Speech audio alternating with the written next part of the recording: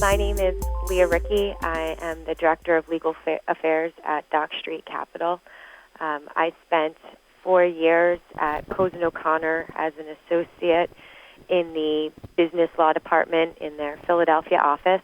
I worked on mergers and acquisitions, securities work, broker-dealer, investment advisor issues, compliance issues. Through my time at Cozen, there was one very, very good client that we had, Dock Street Capital, and they approached me about coming in-house to be their general counsel, and I have now been here for 2 years.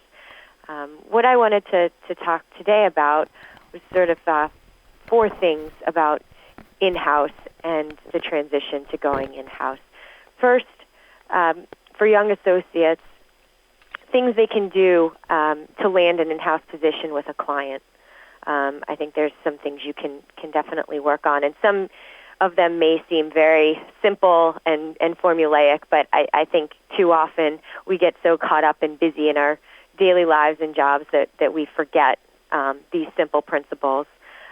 Second, once you're in-house, how to effectively use your outside counsel and sort of, I hate to say it this way, but justify your existence for being inside counsel. Third, changing the way that you think and approach your job to make yourself and integrate into the business team of your new company.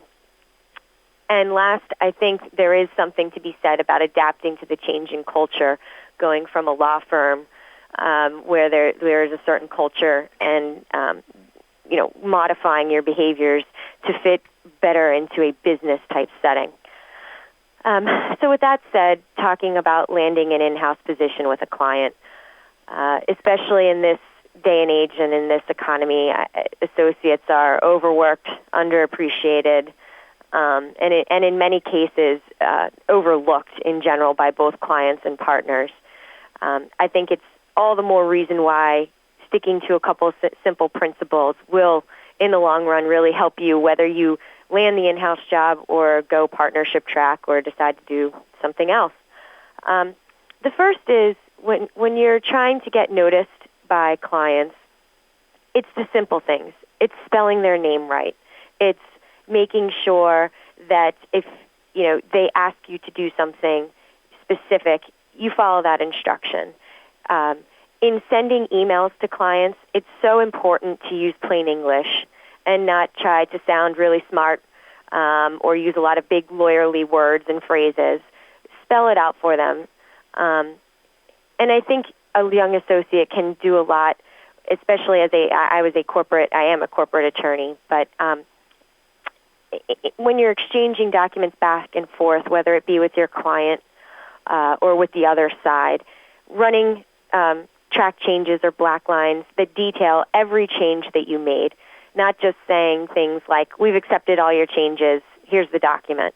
It builds a tremendous amount of integrity to show, even if it's a comma or a change so simple as clerical kind of changes, administrative nits and tweaks, to show that and point it out in the email.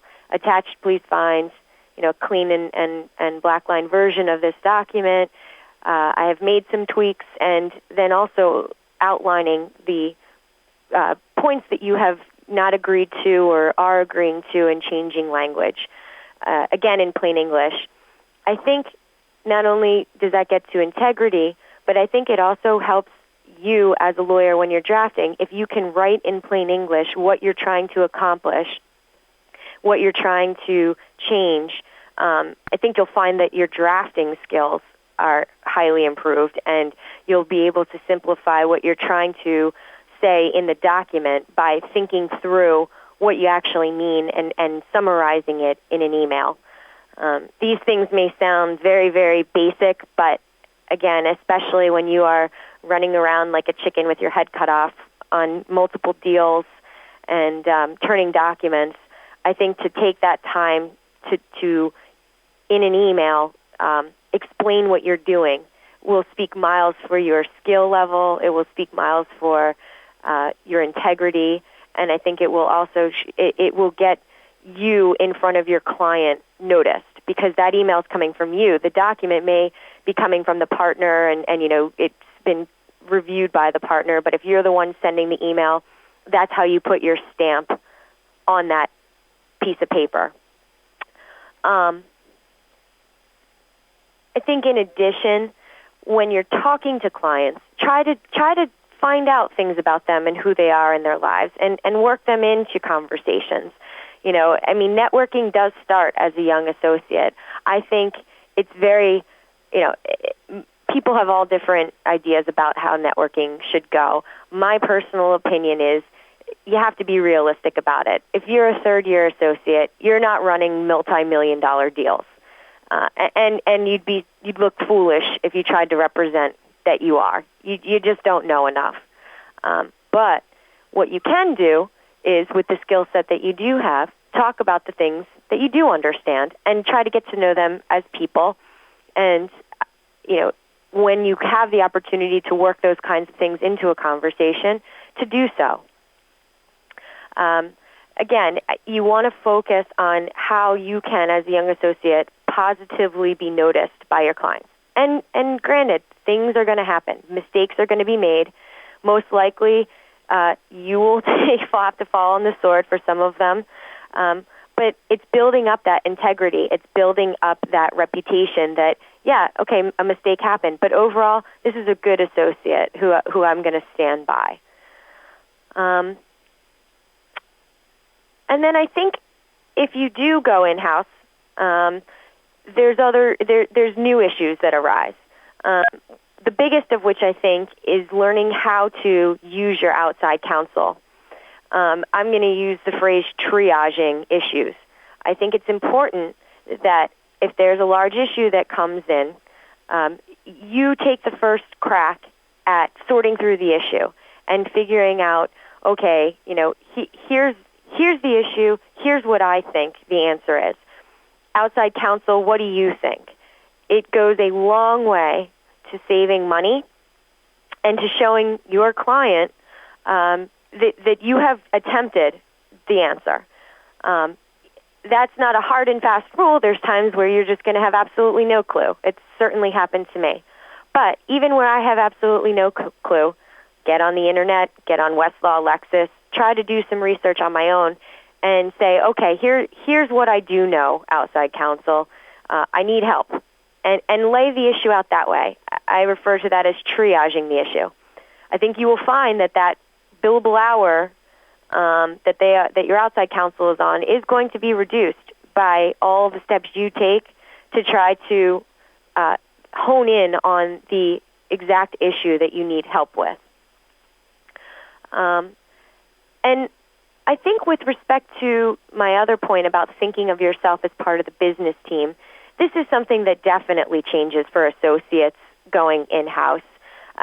When you're at a law firm, you have multiple clients, and you, quite frankly, don't have the luxury to get to know the ins and outs of each client's business. I wish there was enough time in a day for that, but in reality, there's not.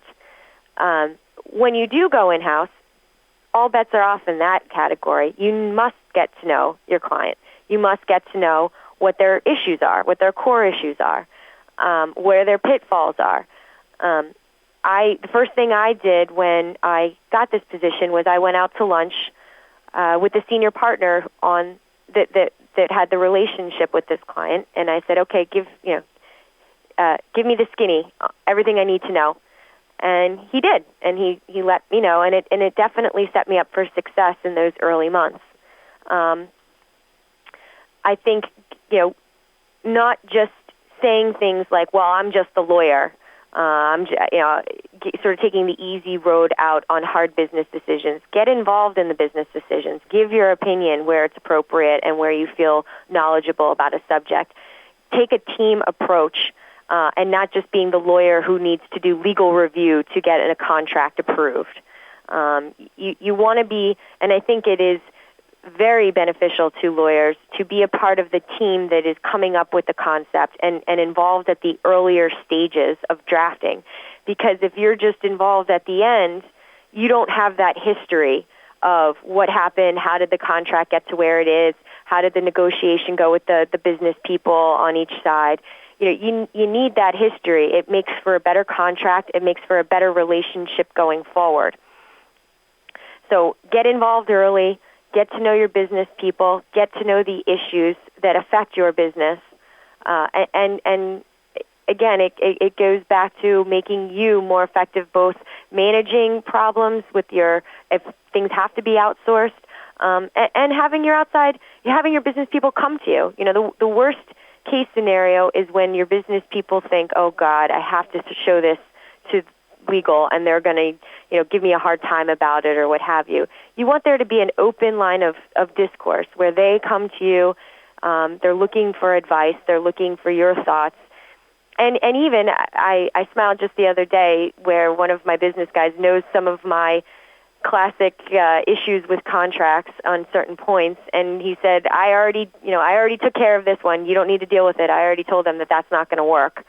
And that's through talking to them, telling them what the reoccurring things are, educating them a little bit on provisions such as indemnification provisions that are sometimes not easy to work your way through. But giving them that skill set and setting your business people up for success in negotiating the contracts will also go a long way in helping you in your day-to-day activities. And then lastly, I think adapting to the changing culture. The business world, in my humble opinion, is very different than large law firm life.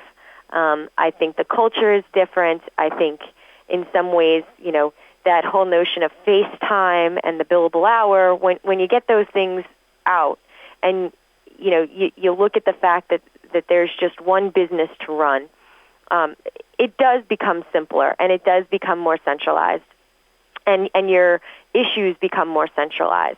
And I think you have to lose that whole notion that, you got to be the last one to leave the office and you got to hurry through an issue because you got something else to get to. You have a little bit more, I don't want to say luxury, but you sort of do. And you need to take advantage of that and not rush through issues and not look to just punt things to outside counsel. That's your job. And I think changing the way that you approach deal work when you're in a law firm and you're racing around, you're on multiple deals at once, versus you have one client with goals. You need to take time and you need to think about issues, and I think you need to adapt to the change of whatever business culture you have moved into, because it will be absolutely different than your law firm life. Thank you so much for your time. I hope this was helpful, and if you have any follow-up questions or anything else that I could answer about the transition to in-house position, please contact the Career Development Center at Syracuse, and they can get my contact information to you.